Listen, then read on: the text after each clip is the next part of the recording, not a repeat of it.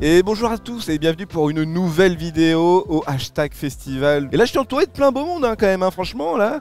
Des enquêteurs d'internet, des fouineurs de gens méchants, on va dire quoi. Avant toute chose, on va peut-être, je le fais pour tout le monde et pour chaque invité, est-ce que vous pourriez vous présenter, dire qui vous êtes et un petit peu présenter votre chaîne pour que j'évite de dire des bêtises quoi. Bah vas-y Max, c'est là, commence. J'allais renvoyer le fardeau à Radi directement.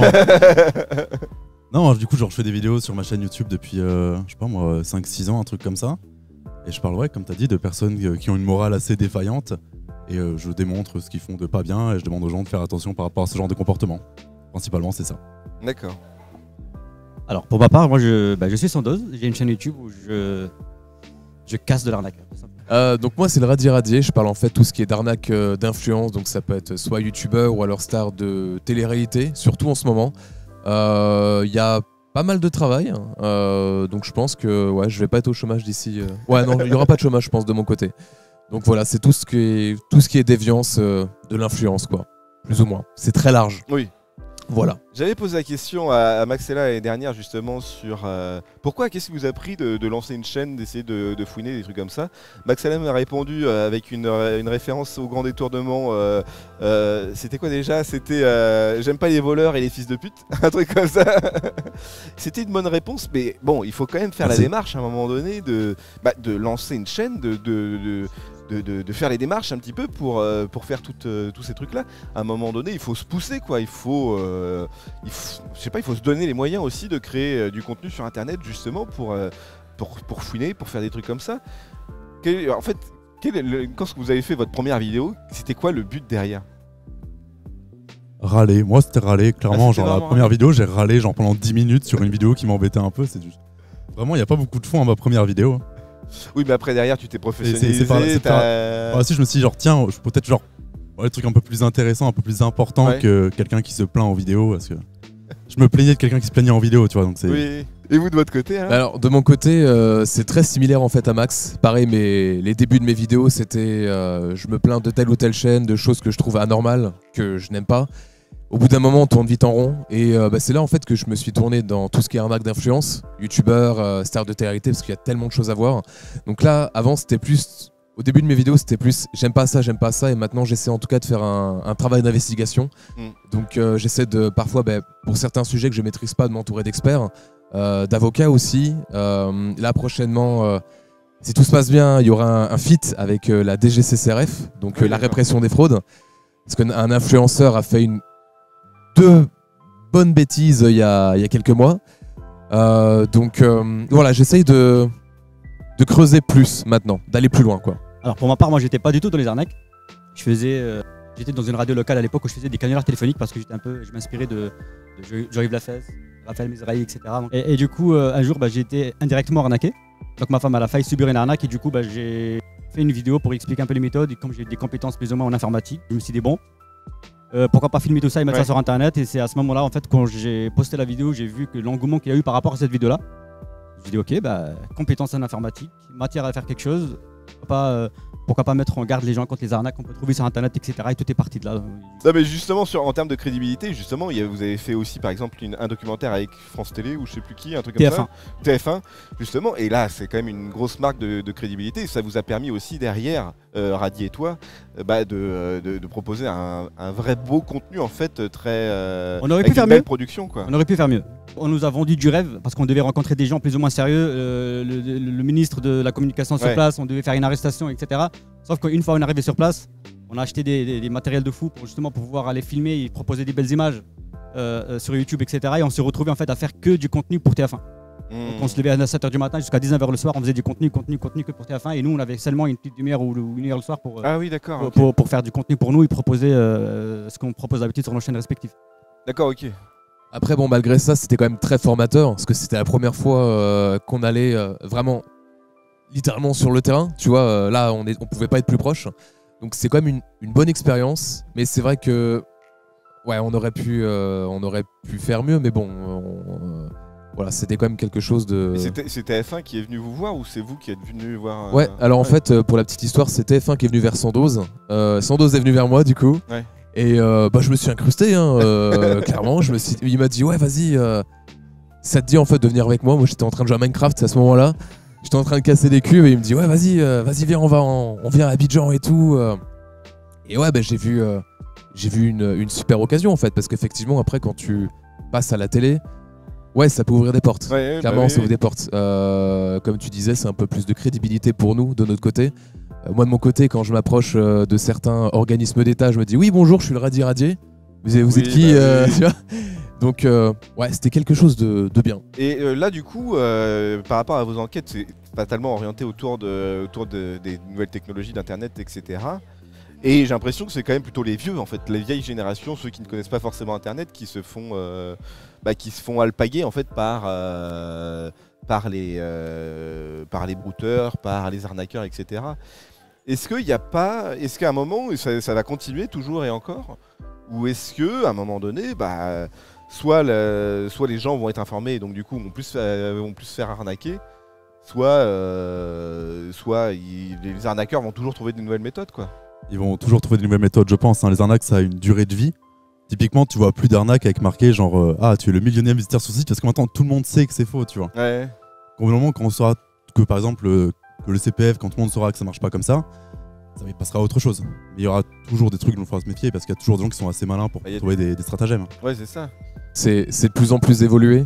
Après, pour on va dire ce qui est au niveau de l'âge des personnes qui se font avoir, en vrai on retrouve de tout. En fait, c'est surtout des personnes qui sont pas au courant de ce qui se passe forcément sur Internet, ou même des personnes qui sont en précarité numérique, qui n'ont pas les outils de se dire là, faut peut-être que je fasse attention, ou alors il y a tel influenceur à tel million d'abonnés, est-ce que je dois lui faire confiance? Donc en vrai on retrouve de tout. Mais les deux extrémités, donc les plus jeunes et les plus âgés, ouais, c'est les plus crédules que ce que moi je constate aujourd'hui. Ouais. Mais en fait, on résout ce problème comment en fait? Uniquement par la prévention, par l'éducation, par les trucs comme ça en fait. C'est quoi aujourd'hui j'ai fait un constat. Comme tout à l'heure on parlait, on a été en Côte d'Ivoire. C'est très bien d'aller sur le terrain, c'est très bien d'aller voir un peu ce qui se passe et leur faire peur, pourquoi pas, pour leur dire qu'on est là. Mais aujourd'hui, j'ai fait un constat, c'est que c'est bien d'aller là-bas, mais le plus gros du travail, en fait, il est ici à faire. Enfin, le plus gros travail à faire, il est ici en France. Donc la sensibilisation, sensibiliser le maximum de gens, le travail à faire, il est ici. C'est bien beau d'aller en Côte d'Ivoire, revenir avec des images, mais le plus gros du travail, la sensibilisation à faire, c'est vraiment ici en France. Mais c'est ça, en fait, pour vous, c'est plus l'éducation des internautes que d'aller chercher directement le problème à la racine, qui est en fait les arnaqueurs en tant que tels, quoi, parce que on leur coupe une tête, il y en a deux qui repoussent, quoi, c'est ça. Exactement. Vous parlez aussi beaucoup d'arnaques sur le dropshipping, par exemple. Pour vous, c'est où la limite en fait du dropshipping? Parce que le dropshipping reste quelque chose de légal, hein, c'est le fait de ne pas entreposer du stock et de faire passer des commandes directement avec des fournisseurs externes. Pour vous, c'est où va se trouver la limite des dropshipping? À quel moment ça devient moral en fait le dropshipping? Ah, alors, un sujet que je connais bien. En fait, oui, à la base, le dropshipping, c'est quelque chose qui est tout à fait légal. C'est un business model qui est, on va dire, c'est ok, c'est légal. Là où en fait, où il peut y avoir des dérives, c'est par exemple, tu as un mec qui ouvre sa boutique et il livre pas ses clients. Tout simplement. Ouais. Ou alors il y a des promotions qui sont là toute l'année, ce qui est totalement illégal. S'il y a des promotions, en fait, c'est qu'il y a des périodes pour les promotions. On peut pas faire ce qu'on veut avec les promotions. Il y en a qui n'ont pas de mention légale, il y en a qui copient les mentions légales d'autres sites. Ouais. Ou alors il y en a qui te livrent un produit qui n'a rien à voir avec ce que tu as commandé de base. Au moins tu as un produit. Ouais voilà, si tu le reçois, au moins bon, tu as un produit. Après en dropshipping, on pourrait en parler 5 heures, tu vois.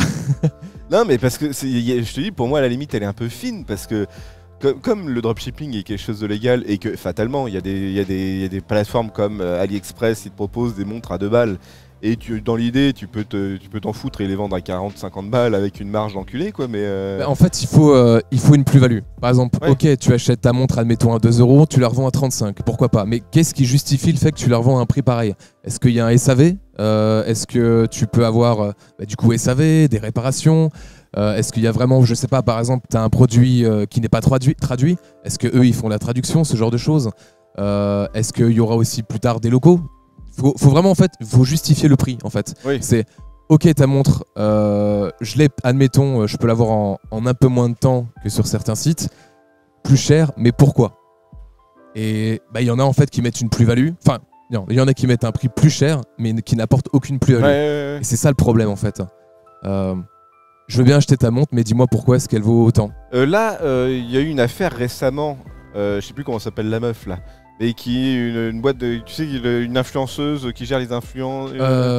Oui, Magali Berda, ouais. Magali Berda. Ouais. Est-ce que vous avez fait, vous autant que vous êtes, hein, vous avez essayé un peu de fouiner un peu cette affaire-là, si vous aviez sorti des affaires. Le Radis, ouais, je crois que le Radis, il avait fait un truc, ouais. Bien sûr, il y a un complément d'enquête qui est sorti maintenant il y a quelques semaines. Il y avait notamment en fait la promotion d'une montre qui avait été faite par Magali Berda. C'était la marque X-Watch, il me semble, si je me souviens bien. Ça n'a pas été dit dans le complément d'enquête et ça c'est dommage, mais ouais, bon, ça fait le coup d'opportunité, voilà. Mais bon, ça n'avait pas été dit justement dans ce reportage, mais le site, au bout de quelques jours, il avait fermé et c'était de la contrefaçon. Donc les produits, c'était des répliques d'Apple, oui. tu vois. Alors là aussi, c'était marrant, c'est que bon, Magali Berda avait effectivement cette fameuse montre connectée où elle disait comme quoi ça l'aidait, qu'elle était contente, etc. Quelques stories d'après. Elle avait une montre à 80 000 € sur son poignet, tu vois. Bon. Le marketing. Voilà le marketing. Donc après, je sais que voilà, il y a des enquêtes qui sont en cours. Je peux pas forcément en parler parce que là, c'est au niveau judiciaire. On verra dans les prochains mois ce qui va se passer, mais je pense qu'il y aura des sanctions, pour pratique commerciale trompeuse. Il y a aussi, on voit que YouTube est une plateforme un peu vieillissante. Est-ce que des plateformes comme Twitch, comme TikTok vous intéressent pour le type de contenu que vous faites? Est-ce qu'il y a un format qui est adapté en fait? Moi je travaille sur un format que je vais essayer d'adapter sur toutes les plateformes. C'est un format qui va être assez court, donc il y aura toujours le format enquête que je propose d'habitude avec une écriture, avec un scénario derrière, etc. Et adapté à toutes les plateformes, que ce soit TikTok, Instagram, etc., pour vraiment que le message il passe au plus grand nombre. Moi je pense que Twitch c'est peut-être la plateforme la moins adaptée pour faire ça.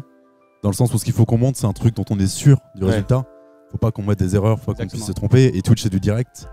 Donc faire les recherches en direct, c'est un truc que je ferai pas parce que c'est.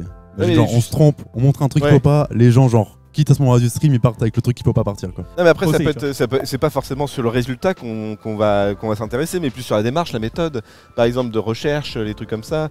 Aller chercher, fouiller des bases de données. Justement, c'est ce que je faisais il y a quelques mois et ce que j'aimerais bien reprendre aussi quand j'aurai un peu plus de temps. C'était sur Twitch en fait. Je regardais des vidéos de stars de télé-réalité, je regardais le placement de produit qui était fait et j'allais en fait, je montrais en fait aux gens quel site avait été mis en avant par les influenceurs et en fait je montrais les outils nécessaires pour savoir si c'était une arnaque ou pas. Tu vois. Donc ça c'est possible de le faire. Après, effectivement, investiguer sur qui est derrière le site, etc. si on commence à montrer des noms. Donc on peut faire un travail de sensibilisation pour dire on vous donne tel et tel outil pour repérer, pour savoir si c'est une arnaque ou non. Et après, si on veut aller plus loin, ça se passe sur nos chaînes YouTube. Mais les enquêtes, on va dire, sont en interne. Ouais. Et vous n'avez pas de projet, par exemple, comme pour Sandoz, c'est-à-dire un petit format qui passe en short ou sur TikTok, quoi. Pourquoi pas en vrai. Mais là pour l'instant t'as pas de c'est quelqu'un qui m'a donné l'idée en conférence hier en fait, donc il n'y a rien de concret. Alors justement, de mon côté, j'ai déjà parlé pas mal de dropshipping sur ma chaîne YouTube. Au bout d'un moment, c'est répétitif. En fait, donc un format TikTok, admettons, ou Instagram, c'est là où ça peut être un peu plus intéressant parce que c'est du rapide.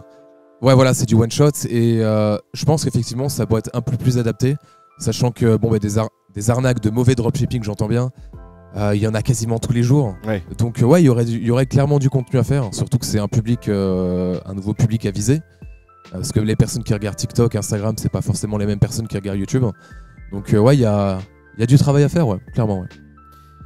Et vous avez des gros projets là pour l'avenir? C'est quoi vos prochains projets du futur là? Vous avez cassé Internet? Alors moi rien à voir, mais j'ai commencé à développer des jeux vidéo. Ah mais c'est vrai que toi t'as toujours tes projets de jeux vidéo. Du coup genre ça prend beaucoup de temps et c'est des gros projets à chaque fois. En termes de vidéos, je sais pas trop parce que j'ai passé beaucoup de temps sur mes dernières vidéos. Et j'aimerais revenir un peu quelques temps sur un truc plus léger, plus simple à produire parce que voilà, des fois c'est un peu lourd. Et de toute façon les démarches de développement de tes jeux vidéo, tu as une chaîne secondaire pour ça je crois ou Ouais j'explique, je vulgarise un peu comment est-ce qu'on crée un jeu vidéo, j'explique un peu le behind the scenes. Et bien ça par exemple sur TikTok ou sur Twitch ça peut être intéressant ça par exemple. Ouais j'ai essayé. J'ai publié un TikTok en anglais. J'en ai fait un en français et un en anglais. Le TikTok en anglais est arrivé qu'en France. Du coup j'ai eu juste des abonnés français qui sont foutus de la gueule de mon accent. Donc faut que je trouve une méthode. Mais en vrai oui c'est grave intéressant, c'est vrai. Et là ton jeu, là par exemple celui que tu as développé avec ton pote, il est finito, il est dispo? Il est fini, il est gratuit sur Steam. Eh bah super, bah on va mettre le lien en description. Hein. Ça s'appelle Upgun. Upgun, et bah voilà, très bien. Sandoz, Radi, vous avez vos prochains gros projets du futur? Comme je l'ai dit encore avant, je travaille sur un format. Ça va être une exclu, en fait, je l'ai jamais encore dit. Je travaille sur de la scénarisation, c'est ça? Donc d'habitude, c'est bien de faire des vidéos, par exemple Facecam, expliquer les méthodes, les divulguer, etc. Là, je travaille sur vraiment un format avec un scénario derrière, avec des comédiens, etc. pour justement travailler, jouer sur les images pour faire passer un message. Ah oui, d'accord, ok. Donc, ouais. vraiment, ça va être des spots De prévention, ouais. type, par exemple, les spots qu'on peut trouver sur l'alcool au volant, à la télé, etc. Oui, c'est ça, ok. Donc Ouais. c'est seulement avec des images et ça va, normalement, le message devrait mieux passer. Et ça, c'est le genre de partenariat que tu peux faire avec le ministère du numérique ou des trucs comme ça, non? J'ai été contacté par la plateforme Pharos. Il y a France Télévisions aussi qui sont intéressés par ce projet-là. Ouais, Donc je vais d'abord faire il y a un épisode qui est déjà un pilote, quoi. Ouais. un épisode pilote qui est prêt, que je vais présenter justement à France TV, etc. Et on verra plus tard peut-être pourquoi pas faire des partenariats comme tu dis, ça serait Ah très bah ouais, intéressant. carrément, le futur, quoi. Il y a des futurs projets et je peux pas trop en parler. Oh, Sandoz, il a lâché des doses là, vas-y. Ah, mais c'est des choses qui vont partir en justice en fait. Ah merde, ah oui, d'accord. Ouais, et voilà. Mais il y a des choses qui se passent dans les coulisses, mais je peux pas en parler maintenant, mais j'en parlerai un peu plus tard de toute façon. C'est des gros trucs en tout cas. Ça a l'air d'être Ouais, la fin d'année, malheureusement, on en avait déjà discuté en off, mais il y aura une fin de carrière pour une personne. Ah. Et qui a fait justement 2 grosses bêtises. Et on va dire que maintenant, oui, malgré ça, ça m'a facilité en fait la communication justement avec certains organismes d'État, ouais, comme la DGCCRF, l'AMF. Donc il y aura des choses qui vont venir, mais on verra plus tard. Je peux pas. Mais là aller plus d'ailleurs, loin. oui, tu parles de ça, mais est-ce que vos enquêtes à chacun, à un moment, ça a résulté avec une vraie suppression de chaîne, une vraie suppression de sites, etc. Est-ce que vous voyez un peu le fruit de votre travail à un moment donné? Ah bah la dernière personne sur qui j'ai fait une grosse vidéo a été perquisitionnée, a été mis en garde à vue et on attend le procès quoi. De mon côté, avant c'était compliqué justement on va dire, c'est bien de faire une vidéo, mais au début je voyais pas en fait les fruits en fait du travail.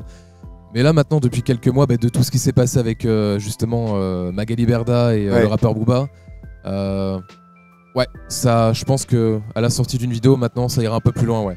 Après, s'il se passe quelque chose, je pourrais pas forcément le savoir parce que je suis pas policier, pas gendarme. Ouais. Donc s'il y a enquête, on me dira rien, mais ouais, plus de facilité maintenant, ouais. Moi j'avais fait une vidéo sur une des plus grandes compagnies d'assurance en France, la SAFM.